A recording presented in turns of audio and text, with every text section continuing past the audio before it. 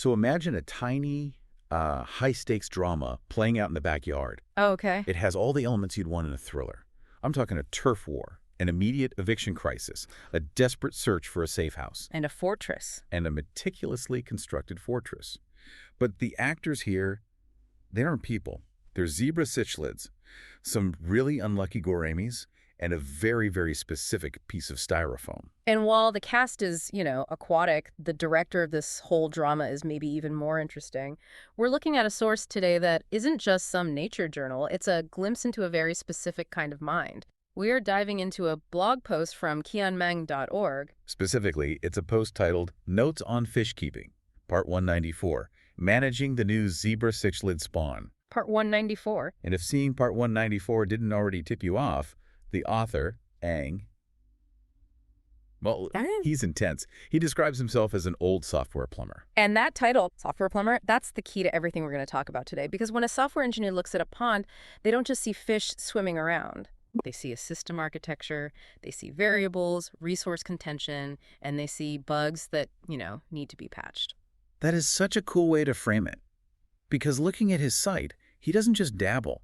He documents everything. I was scrolling through his archives, and we will get to this later because they are just mind-blowing. Oh, they're incredible. But just to give you a taste, we're on Part 194 for Fishkeeping, but he's also got notes on gardening that go up to Part 805. 805. 805. And then there's, Part 228 for photography. It suggests a whole philosophy of life where nothing is casual.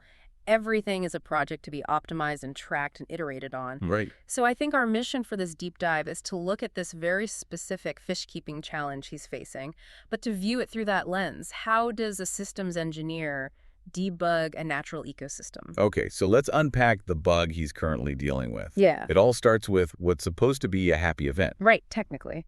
Ang notices that his second pair of zebra cichlids has finally made it and spawned in one of his outdoor setups.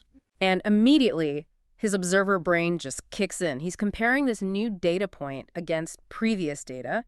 He notes that this brood, and he calls it relatively small, is actually significantly larger than the brood from a different pair that's living indoors in an aquarium. Which is super interesting, right? It's like he's A/B testing his fish. Exactly. You've got the outdoor instance versus the indoor instance, and the outdoor one is performing better, at least in terms of yield. Precisely. And in a biological system, yield often means, environmental comfort or suitability. The outdoor pond probably has more natural cues, light cycles, temperature changes, maybe even microfauna for food. Things the indoor tank just lacks. For sure. But Ang doesn't really dwell on the success. He immediately pivots to the consequences of that success. Because in a closed system, a new spawn isn't just babies. No. It's a massive spike in resource demand. Right. And the resource we're talking about here is space. Cichlids are parents, and like a lot of parents in the animal kingdom, they get, defensive. That is a very polite way of putting it. He describes them as becoming intensely territorial. They've basically drawn a line in the water. And this is where the drama really kicks in. There are other residents in this pond, specifically some Gouramis. And the cichlids are just not having it. Not at all. The source describes the cichlids herding the Gouramis. And I find that word choice, herding, just fascinating. Right. It implies this active, persistent effort. They're not just chasing them away once and then forgetting about it. They're actively maintaining a perimeter. And moving the other fish to the completely opposite side of the pond. Total lockout. Imagine being those Gouramis. You're just trying to live your life, and suddenly these two zebras are pushing you into a corner. But here's where it gets really interesting visually. The cichlids aren't just defending a patch of water. They are defending a fortress they built. This is one of my favorite details from the whole post. They're using an artificial cave, but it's not just the cave itself, it's the site preparation. The pond setup uses EPS foam expanded polystyrene. So basically styrofoam. Exactly. And usually in an outdoor pond, everything gets covered in algae, It's green, it's murky, it's slimy. Sure. But Ang points out, if you look at the pictures, there is a cleared white floor on the foam right around the cave. The fish have meticulously cleaned it. They've scrubbed the algae and all the debris off the styrofoam to create this pristine nesting site. That image is just so striking to me. You have this intersection of the totally artificial, this white industrial styrofoam, And this primal biological instinct to clean the nursery. It's like they're sweeping the porch of their plastic house. Yes, exactly that. It just highlights the adaptability of these creatures. I mean, they don't know what polystyrene is. It's just a substrate. And their genetic programming just says, clean the substrate. But this clean spot becomes the center of their territory, which, of course, leads to the overcrowding problem. Right. The pond is a finite resource. It has limited real estate. So now Aang, our software plumber, has a resource allocation problem. He has a process, the Cichlid family, that is hogging all the CPU and memory, and the other processes, the Gouramis, are crashing. They're stuck. He needs to migrate the Gouramis. But migration in a fish room, it's not as simple as drag and drop. He outlines the constraints of the system. Yeah, he can't just move them to any other pond. And why is that? Because his other outdoor ponds are already running similar programs. Right. He says most of them are already occupied by other Cichlid pairs. Yeah. And he notes those existing pairs are notoriously aggressive towards newcomers. Exactly. So if he drops the refugee Gouramis into those ponds, they just jump from the frying pan into the fire. For sure. An established Cichlid pair defends their turf against anything new. So Aang has to find a server, if you will, that has lower security settings, a pond where the residents aren't quite so hostile. And this is where he comes up with an experiment. He decides to try moving them to a pond that has jewel cichlids. Now, usually jewel cichlids sound just as scary as zebra cichlids. Cichlids are cichlids. Yeah, they're generally known for being pretty feisty. But there's a crucial variable here. The variable is bonding. He notes that this specific population of jewel cichlids hasn't bonded yet. They aren't mated pairs. So because they haven't paired off and started picking out curtains for their styrofoam caves, they aren't territorial yet. Is that the idea? That's the hypothesis. It's a specific behavioral state. A bonded pair enters a defense mode, hormonally, behaviorally, that a group of unbonded individuals just doesn't have. So in the software analogy, the aggression protocol hasn't been executed because the mating condition hasn't been met. You got it. That's smart, right? He's exploiting a loophole in fish psychology. You guys aren't in love yet, so you probably won't kill my Gouramis. It's risky, but it's calculated. It really is. And it shows he understands the specific behavioral triggers of his own system. He knows aggression isn't a constant. No, it's a conditional variable. It's triggered by mating. If you remove the trigger, you change the system's output. So that's the immediate fix. You patch the bug, move the Gouramis, and hope the jewel cichlids stay chill. But what I love about this source is that Aang doesn't just patch bugs. He refactors the code. Ah, yes. He's looking at the design of the pond itself and thinking, I can architect this better. And this is the system design portion of our deep dive. He reveals his plan for the future configuration of the outdoor pond. He wants to move away from this chaotic mix where everyone's fighting and move toward a structured two-layer architecture. 2 layers, like a duplex apartment for fish. Essentially, yes. He wants to divide the pond into functional zones. You've got the surface layer and you've got the bottom layer. Okay, let's look at the surface layer first. He wants to dedicate this to propagating a plant called Water Pennywort. Hydrocotyle verticillata. It's a really fascinating plant. It looks like little umbrellas or mushrooms growing right out of the water. And he mentions it's not just for looks. He notes this plant is highly beneficial for species like guppies. Right. So the top floor is the guppy penthouse and garden. Exactly. And think about the structure of that plant. It connects a really dense network of stems and roots right at the waterline. This provides cover, hiding spots for small fish like guppies. It's a visual barrier and a physical refuge. And then the bottom layer. The bottom layer is for the cichlids. He plans to equip it with artificial caves to, quote, facilitate breeding. So you have the cichlids doing their territorial cave cleaning thing on the bottom, and the guppies are just darting around the pennywort roots at the top. It's a classic example of maximizing vertical integration in a limited space. In software terms, he's running 2 distinct applications on the same hardware by isolating them. Into different memory addresses. You got it. The cichlids stay low, the guppies stay high.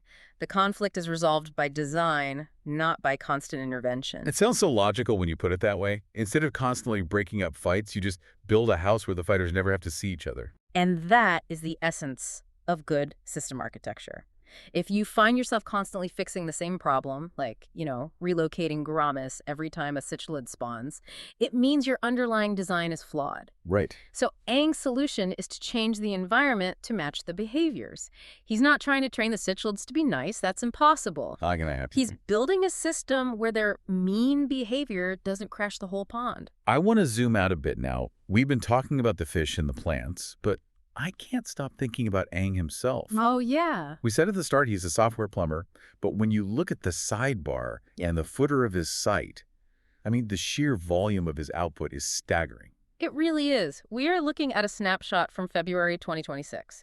This post we're talking about was published on February 11th. And I counted them up. Yeah. In just the first 11 days of February 2026, he posted 36 times. That's prodigious. That's more than 3 posts a day. And it's not just like I had a sandwich. It's notes on Haskell programming, part 56, notes on gardening, part 804, notes on photography, part 228. Wow. He is learning and documenting seemingly everything all at once. It just paints this portrait of a learner on steroids. I mean, look at the categories. He's bouncing between these extremely technical subjects, Elixir, Erlang, Rust, Go, AI, and then these very tactile physical hobbies like home improvement, dieting, guitar. It's like he doesn't see a difference between learning a new coding language and learning how to grow Water Pennywort. It's all just data. I think that's the key. To a mind like this, the world isn't divided into tech and nature. It's all just systems. A Haskell compiler has rules and syntax. Get the syntax wrong, the code doesn't compile. A Cichlid breeding pair has rules and syntax. Get the environment wrong, the spawn fails, or the tank mates die. So if you pay enough attention, if you take enough notes, you can G-code both of them. And he really believes in sharing that code. His About section says he's a supporter of floss-free and open-source software. He lists the EFF, the Free Software Foundation, Wikipedia. That ethos just explains the entire blog, doesn't it? He treats his life like open-source software. He's documenting the bugs, the patches, the failed experiments, the successes. He's not keeping his Zebra Cichlid management strategy proprietary. No, he's publishing it to the repository that is his blog. It's a really generous way to live, isn't it? Here is what I learned about managing aggression in fish. Fork this project if you want. It is. And I like how he signs off, too. Yours truly, Aang, Musings of an Old Software Plumber. There's a humility there. He's not claiming to be the world's greatest ichthyologist. He's just a plumber, fixing the pipes, whether those pipes carry data or pond water. It implies that the work is never done. There's no final version of the pond, no final version of his Haskell knowledge. Exactly. It's just constant maintenance and upgrades. And the documentation, the writing of the blog post is part of that maintenance. I would actually argue that writing it down is how he solves the problem. How do you mean? Well, you can just stare at a pond and feel frustrated that the fish are fighting, but to write a blog post about it, you have to articulate what is happening. You have to write the sentence. The Cichlids are hurting the Gouramis. Okay. Once you articulate the problem that clearly, the solution often just presents itself. Writing is a debugging tool for the brain. That is a really powerful idea. It makes you wonder how much more efficient we'd all be if we treated our hobbies like that. For sure. Instead of just getting frustrated when the fish fight or when the sourdough doesn't rise, you write a part 194 about it and propose a structural fix. It changes the whole emotional reaction to problems. The territorial aggression of the Cichlids, for him, wasn't a disaster. It was an observable behavior that triggered a logic gate. If aggression, then relocate. It strips away the stress and replaces it with curiosity. And speaking of curiosity, the breadth of his interests is just wild. Notes on dieting, notes on meditation, notes on typesetting. He's optimizing his mind, his body, his garden, and his server rack all at the same time. Simultaneously. And he's probably finding cross-pollination between them. We saw it today. He applied an engineering mindset, layers, functional zones, to a biological problem. I wonder what he learns from gardening that he applies to his Haskell programming. Probably something about patience. You can't force a plant to grow faster by typing harder. Exactly. Or maybe understanding that organic growth is sometimes better than rigid, predefined structures. In code, sometimes you build a rigid framework and it just breaks. In a garden, things grow where they can find light. Maybe his code is becoming more organic because of his time in the garden. I love that. The garden makes the coder better, and the code makes the gardener better. It's a positive feedback loop. So we've gone from a patch of clean white styrofoam in a backyard pond to a kind of grand theory of everything. Yeah, pretty much. We've seen how a software plumber debugs a turf war, between Cichlids and Gouramis, and how he plans to re-architect his pond into a multi-layered ecosystem. And the takeaway for you listening to this is really about that power of observation. Expertise isn't just knowing the Latin name for every plant, though Ang knows Hydrocaudal verticillata. Right. Expertise is about noticing that the cichlids cleaned the floor. It's about noticing that the jewel cichlids haven't bonded yet. It's about seeing the details that everyone else just swims right past. And then writing them down. That's the crucial step. Ang writes it down. Part 194, Part 805.